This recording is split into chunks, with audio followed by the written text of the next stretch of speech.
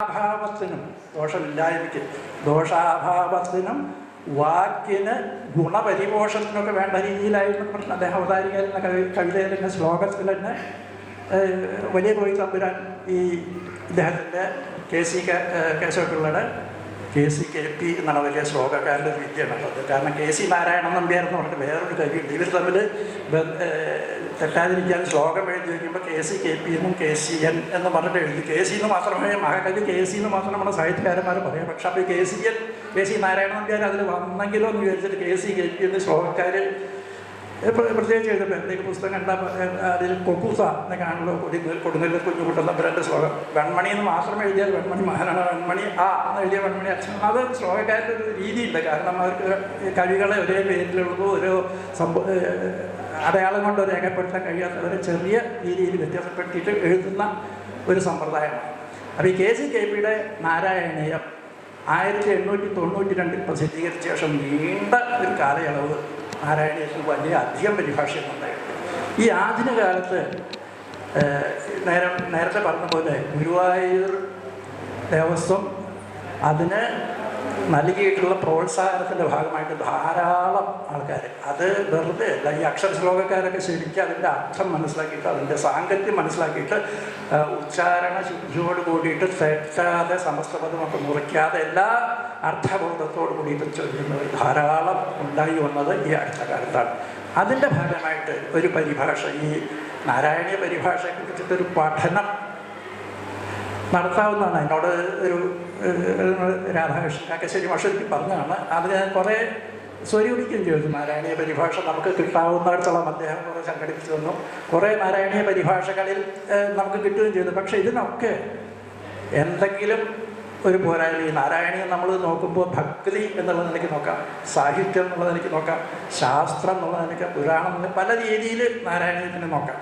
നാരായണീയം ഓരോ ഭാഗവതത്തിന് തന്നെ കമ്പാർട്ട്മെൻ്റലൈസ് ചെയ്തിട്ട് ഓരോ 10 ശ്ലോകത്തിൽ കമ്പാർട്ട്മെൻ്റ് ആക്കിയിട്ട് നമുക്ക് കൃത്യമായിട്ടുള്ള രീതിയിൽ ഒരു അവതരിപ്പിച്ചിട്ടുള്ളതാണ്. ഓരോ 10 ശ്ലോകം കഴിയുമ്പോഴും ഗുരുവായൂരപ്പ എൻ്റെ രോഗം മാറ്റണം എന്നുള്ളത്. രോഗം എന്നുള്ളത് മനുഷ്യരാശി നിലനിൽക്കുന്നിടത്തോളം ഉള്ളതായതുകൊണ്ട് ഈ ശ്ലോകങ്ങൾക്കും ഈ ദശകങ്ങൾക്കൊക്കെ അതിൻ്റേതായിട്ടുള്ള എല്ലാ കാലത്തും പ്രസക്തി ഉണ്ടാവും. കാരണം എൻ്റെ രോഗം മാറ്റണേ, എൻ്റെ രോഗം മാറ്റാൻ കഴിവുള്ള ഒരു ഭഗവാൻ അപ്പുറത്തുണ്ടെന്നുള്ള ബോധ്യമായാൽ പിന്നെ ഈ ശ്ലോകങ്ങൾക്കൊന്നും ഒരിക്കലും മരണമില്ല. മറ്റേത് കവിത നശിച്ചാലും നാരായണീയം നശിക്കാൻ പോകുന്നില്ല. ദാരിദ്ര്യത്തെക്കുറിച്ച് ആ ശ്ലോകം എഴുതുന്ന അല്ലെങ്കിൽ കുറച്ച് കവിത എഴുതുന്ന ദാരിദ്ര്യമില്ലാതെ അതിന് പ്രസക്തിയില്ല.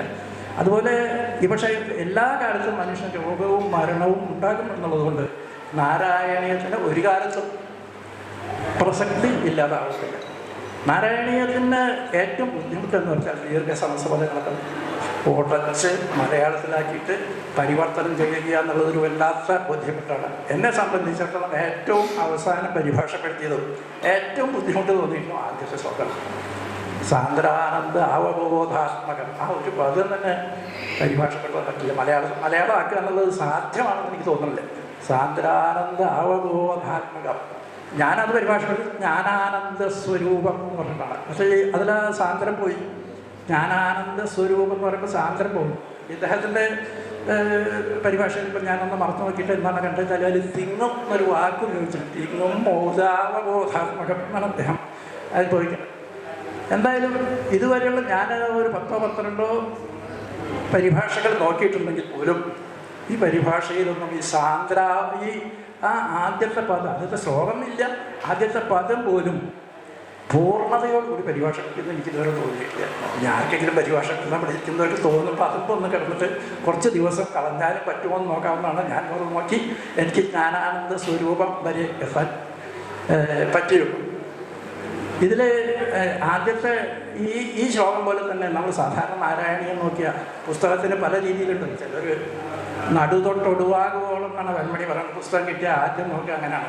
ഒന്നാമതായി സുമുഖി നടുതൊട്ടൊടുവാകുവോളം നോക്കി, നടുമുതൽ ഒരു പുസ്തകം കിട്ടിയ നടുക്ക് മുതൽ അവസാനം വരെ നോക്കും. പക്ഷെ നാരായണീയം നോക്കിയാൽ നമ്മൾ ആദ്യം നമ്മുടെ കയ്യിൽ കിട്ടിയാൽ നോക്കുന്നത് ആദ്യത്തെ ദശകം, 69ാമത്തെ ദശകം രാസകേരി, അവസാനത്തെ ദശകം. ഈ 3 ദശകം എന്തായാലും നോക്കും. പിന്നെ ഉണ്ടെങ്കിൽ നരസിംഹ, നേരത്തെ മാഷ് പറഞ്ഞ പോലെ നരസിംഹാവതാരമൊക്കെ നമുക്ക് നോക്കാം. അതിൽ ശബ്ദാലങ്കാരം. നമ്മൾ നാരായണീയത്തിനെ കുറിച്ച് പറയാത്തത് ഇവിടെ പണ്ഡിതന്മാരോ പറഞ്ഞു കഴിഞ്ഞതുകൊണ്ടാണ്.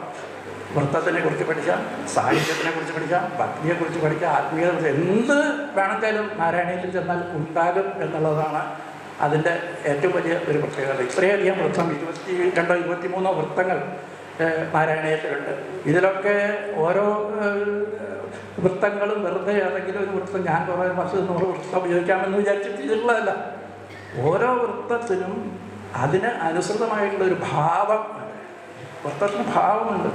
നമുക്കിപ്പോൾ മേഘസന്ദേശം എഴുതാൻ വെച്ചാൽ മന്ദാക്രാന്തയിൽ എഴുതാൻ പറ്റുള്ളൂ, അല്ലാതെ പഞ്ചരാമരത്തിൽ ആരെങ്കിലും മേഘസന്ദേശം എഴുതാൻ പറ്റും. അപ്പം ഓരോ വൃത്തത്തിനും ഉള്ള ഭാവത്തിനനുസൃതമായിട്ടാണ് ഈ സെലക്ഷൻ കിട്ടി. വലിയ വലിയ ഫിലോസഫിയൊക്കെ പറയുമ്പോൾ ശ്രദ്ധരാവസ്ഥയിലേക്ക് പോകണം. നേരെ മറിച്ച് വ്യാപ മഹാദരീ സഖമുഖം ഖഡ്ഗോഗ്ഗവൻ അത് പറയുമ്പോൾ നമുക്ക് വളരെ കിടന്ന നരസിംഹത്തിൻ്റെ രൂപം മുഴുവൻ വർണ്ണിക്കുന്നതിന് വേണ്ടി ശാർദൂല വെക്കിയിട്ടുണ്ട്.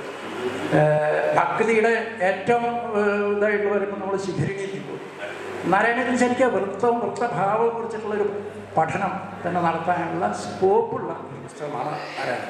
എന്തായാലും എൻ്റെ സുഹൃത്ത് ഇത്രയും വലിയ ഒരു അധ്വാനത്തിൽ പുറപ്പെടുന്നു ഞാൻ കരുതിയില്ല. അത് വിജയപൂർവ്വം പൂർത്തിയാക്കിയ ശേഷം എന്നെ അറിയിച്ചുള്ള അദ്ദേഹത്തിൻ്റെ എൻ്റെയും ഭാഗ്യമായിട്ട് ഞാൻ കണക്കാക്കുന്നു. അദ്ദേഹത്തിന് എല്ലാവിധ ആശംസകളും നേരുന്നു. മാത്രമല്ല ഈ പുസ്തകം ആൾക്കാരുടെ ഇടയിൽ ധാരാളം വായിക്കപ്പെടട്ടെ, അദ്ദേഹത്തിൻ്റെ കീർത്തി ഈ പുസ്തകത്തിലൂടെ നിലനിൽക്കട്ടെ എന്ന് ആത്മാർത്ഥമായിട്ട് ആശംസിക്കുകയാണ്. നമസ്കാരം.